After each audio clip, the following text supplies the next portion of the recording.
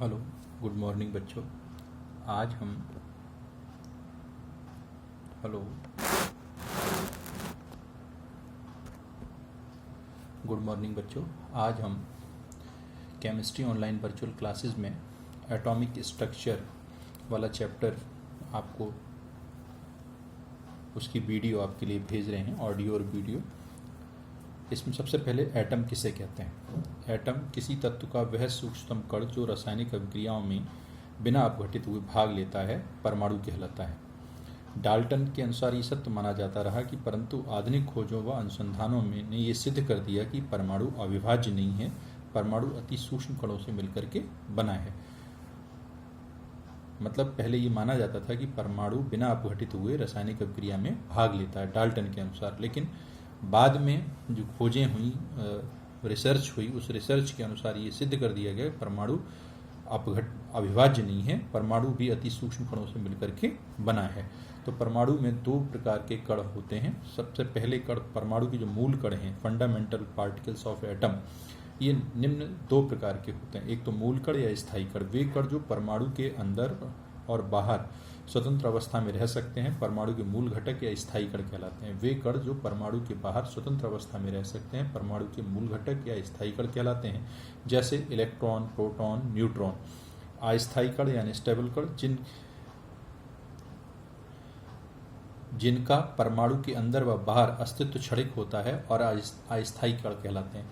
जो जिनका परमाणु के अंदर और बाहर जो अस्तित्व है वो क्षणिक होता है, क्योंकि जो रासायनिक में नाभिकीय अभिक्रियाएं होती हैं, जो नाभिकीय अभिक्रियाओं में उत्पन्न और नष्ट होते रहते हैं, उन कणों को हम अस्थायी कण कहते हैं। तो अस्थायी कण कौन कौन से होते हैं? तो इसमें आपको पॉजिट्रॉन है, न्यूट्रिनो है, एंटी न्यूट्रिनो है, मेसॉन है, ये सब अस्थायी कणों में आते हैं। फिर इसके बाद आता है परमाणु का आकार। तो विभिन्न तत्वों में सबसे छोटा परमाणु हाइड्रोजन का होता है। इसकी परमाणु त्रिज्या 0.2 एंगस्ट्रॉम के लगभग होती है। अन्य तत्वों की परमाणु त्रिज्याएं लगभग 0.7 एंगस्ट्रॉम से 2.5 एंगस्ट्रॉम के मध्य होती हैं। परमाणु का द्रव्यमान सबसे हल्का परमाणु हाइड्रोजन का होता है। इसका द्रव्यमान 1.008 AMU है। अन्य तत्वों के परमाणुओं के द्रव्यमान लगभग 2 से 260 AMU के मध्य होते हैं। AMU का मतलब होता है एटॉमिक मास यूनिट, परमाणु द्रव्यमान इकाई। इसमें ये सबसे छोटी यूनिट है वेट नापने की, तो उसी में नापते हैं। परमाणु क्रमांक एटॉमिक, किसी तत्व के परमाणु नाभिक में उपस्थित प्रोटॉनों की संख्या उस तत्व का परमाणु क्रमांक कहलाती है। इसे Z से प्रदर्शित करते हैं। उदासीन परमाणु में प्रोटॉनों की संख्या बराबर इलेक्ट्रॉनों की संख्या। प्रोटॉनों और इलेक्ट्रॉनों की संख्या तभी बराबर होगी जब परमाणु उदासीन है। द्रव्यमान संख्या किसी परमाणु के नाभिक में उपस्थित प्रोटॉनों और न्यूट्रॉनों की संख्या का योग उस परमाणु की द्रव्यमान संख्या कहलाती है। इसे A से प्रदर्शित करते हैं और A बराबर होता है Z प्लस N। Z परमाणु क्रमांक है और N न्यूट्रॉनों की संख्या है। इसी प्रकार से फिर आगे हम बढ़ते हैं तो इसमें लिखते हैं, चूंकि प्रोटॉन और न्यूट्रॉन का द्रव्यमान लगभग 1 AMU होता है, इनकी तुलना में इलेक्ट्रॉन का द्रव्यमान नगण्य होता है। इसलिए परमाणु की जो द्रव्यमान संख्या है उसी को परमाणु भार भी कहते हैं, या उसका जो परमाणु की द्रव्यमान संख्या है वो परमाणु भार के लगभग बराबर होती है। परमाणु भार बराबर द्रव्यमान संख्या। अब सोडियम है तो सोडियम में 11 और 23 लिखा है, तो ये 11 इसका परमाणु क्रमांक है और 23 इसका परमाणु भार है।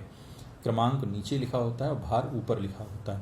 जैसे जो कुली होते हैं तो कुली भार कहाँ लेके जाते हैं? सर पे रखते हैं। जब भारी वजन होता है तो सर पे रख के ढोया जाता है, तो जो सर पे हो उसे हम परमाणु का भार कहते हैं, और जो नीचे लिखा हो वो परमाणु क्रमांक है। तो आपको ध्यान रहेगा। अब न्यूट्रॉनों की संख्या निकालनी है तो A माइनस Z, तो 23 माइनस 11 बराबर 12। तो सोडियम में प्रोटॉनों की संख्या 11, इलेक्ट्रॉनों की संख्या 11, न्यूट्रॉनों की संख्या 12। तो इसी तरीके से कुछ प्रश्न आपको इसमें दिए जाएंगे PDF में, तो वो आप इनको यहाँ से देख लेंगे और जो समझ में नहीं आए उनको आप यहाँ से पूछ लेंगे। अब नेक्स्ट चीज़ इसमें आती है कैथोड किरणों की खोज। कैथोड किरणों की खोज में discovery of cathode rays. Julius Plucker ने 1859 में कांच की एक विसर्जन नलिका में बहुत कम दाब 0.001 mmHg मिलीमीटर पारा पर कोई गैस भरी विद्युत विसर्जन में, और गैस भरने के बाद देखा कि कैथोड से कुछ अदृश्य किरण पुंज निकलता है जो एनोड के पीछे कांच की नली की दीवार पर हरे रंग की प्रतिदीप्ति उत्पन्न करता है। इन अदृश्य किरणों को कैथोड किरणें कहते हैं। चूंकि ये कैथोड से निकलती हैं इसलिए इन्हें कैथोड किरणें नाम दिया गया। जैसा मैंने ऊपर कहा, ये एक कांच की विसर्जन नलिका है, इसमें 2 इलेक्ट्रोड हैं, ये कैथोड कहलाता है, ये एनोड कहलाता है।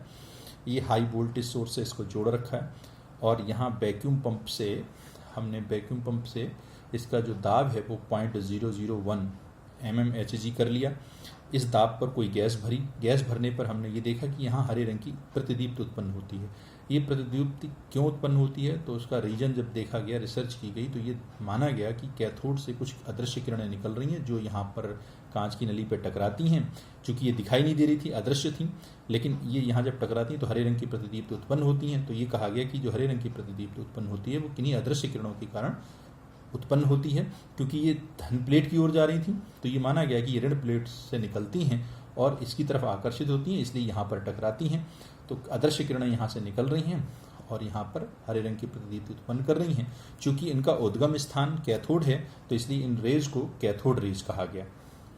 और कैथोड किरणों के गुण हम पढ़ेंगे। तो जैसे हाईलाइटर किए हुए, कैथोड किरणों के जो गुण हैं और कैथोड किरणों की प्रकृति और कैथोड किरणों की उत्पत्ति, ये हमने PDF में आपको भेज दी है।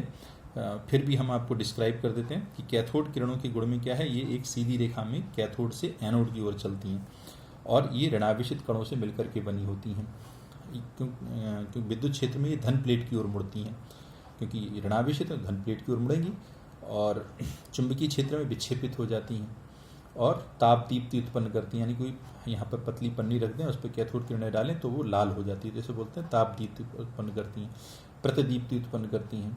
जिंक सल्फाइड के पर्दे पर इसके डालेंगे तो चमक उत्पन्न करती हैं और एक्स रेज उत्पन्न करती हैं। यानी कि जैसे जो उच्च गलनांक की धातु है टंगस्टन पर जब कैथोड रेज पड़ती हैं तो उसमें से एक्स रेज निकलती हैं जिनसे हमारा एक्सरे वगैरह होता है। तो ये और गैसों को आयनित करती हैं और विद्युत और चुंबकीय क्षेत्र में विक्षेपित होती है। ये इनकी गुणों के बारे में प्रकृति मैंने आपको बताई थी। जब इनको विद्युत क्षेत्र में रखेंगे तो धन प्लेट की ओर मुड़ती है। धन प्लेट की ओर मुड़ने का अर्थ है कि ये कैथोड पर ऋणावेश होता है, ये ऋणावेशित कणों से मिलकर के बनी है और इनका उद्गम स्थान भी कैथोड है। अब होता कैसे, कैथोड किरणें बनती कैसे हैं, तो उसके पीछे लॉजिक ये है कि जो भी तत्व होगा, प्रत्येक एटम, भाई जो कोई तत्व है वो एटम से बना होगा और एटम के जब हम संरचना देखते हैं तो अंदर नाभिक होता है और बाहर उसके इलेक्ट्रॉन होते हैं। तो जब हम ये यहाँ पर जब विद्युत धारा प्रवाहित करते हैं तो विद्युत धारा में क्या है, फ्लो ऑफ इलेक्ट्रॉन। तो जब उच्च विद्युत ऊर्जा का हाई वोल्टेज सोर्स का जब इलेक्ट्रॉन यहाँ पर टकराता है तो होता क्या है कि यहाँ गैस भरी होती है तो गैस आयनित होती है। तो गैस आयनित होती है, गैस में गैस आयनित होगी तो धनायन देगी। जैसे मान लीजिए हाइड्रोजन है तो हाइड्रोजन पर जब इलेक्ट्रॉन टकराएगा तो टकराने पर क्या होगा, ये H+ देगा और प्लस इलेक्ट्रॉन यहाँ से निकलेगा। अब ये जो धनायन है ये धनायन तेजी से इस तरफ जाएगा और जाकर के इससे टकराएगा। तो इससे टकरा करके अपनी ऊर्जा परमाणु किसको दे देगा, बाहर वाले कोश के इलेक्ट्रॉनों को, और इलेक्ट्रॉन ऊर्जा लेकर के यहाँ से निकलेंगे। यानी कि ये जो तत्व है, इस चाहे लोहे का हो, चाहे गोल्ड का हो, चाहे किसी का हो, तो उस परमाणु के जो बाहरी कोश के इलेक्ट्रॉन होंगे वो तीव्र गति से बाहर निकलेंगे। तो ये तीव्र गति से बाहर निकलेंगे क्योंकि ये धनायन इससे टकराया। और धनायन कहाँ से प्राप्त हुआ, जो गैस आपने भरी है, कोई भी गैस हो। अब जैसे हाइड्रोजन की जगह आप हीलियम ले लीजिए, तो हीलियम से इलेक्ट्रॉन टकराएंगे तो फिर ये हीलियम He+2 बनेगा, प्लस तो मान लीजिए इलेक्ट्रॉन यहाँ से निकलेंगे।